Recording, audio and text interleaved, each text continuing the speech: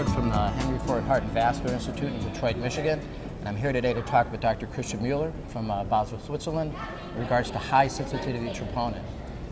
Dr. Mueller, can you tell me, is there an accepted definition for high sensitive troponin, and how long have you been using this assay in your institution? So the definition most people use currently is depending on the percentage of healthy individuals in which these assays detect troponin in peripheral blood. Whereas the assays that are currently used clinically in the United States detect troponin in perhaps 20-30% of healthy individuals. The new high sensitivity assays detected in about 50, 60 or even more percent of patients, of healthy individuals. So it's actually a refinement of the current generation of tests, not a really completely new assay. And how long have you been using these assays in your institution? So we had the chance to use the high sensitive T method, which has been introduced in clinical practice in Europe in the year 2010. So it's about 3 years that we have clinical experience with the use of this test. Okay, these assays are actually not available for use in the United States as of yet, but likely they will be available soon. Now, I can tell you clinicians right now are actually somewhat challenged with all the positive troponins in people in the hospital that don't have acute coronary syndrome.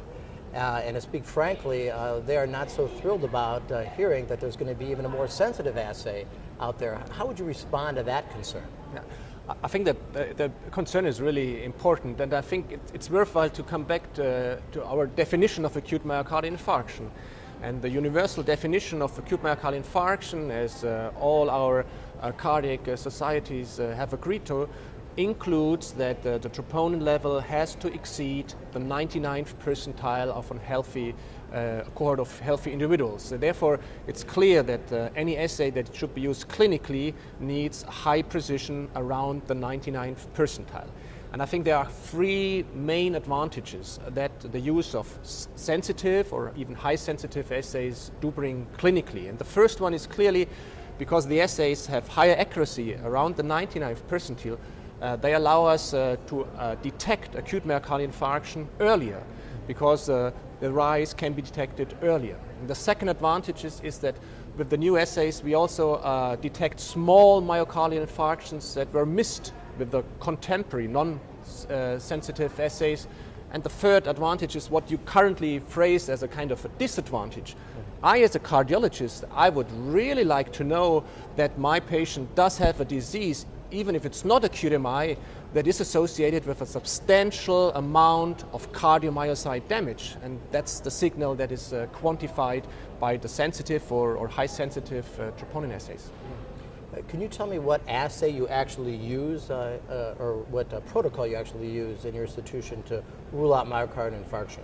So, we use the protocol that is recommended by the European Society of Cardiology, and that includes a 3-hour time point. So the second measurement of troponin is performed at 3 hours, not after 6 hours as with the previous generations of assay. And of course this is a substantial advance that helps to reduce resource use in the emergency department. So initial measurement at presentation and the second measurement after 3 hours for a safe rule-in and rule-out.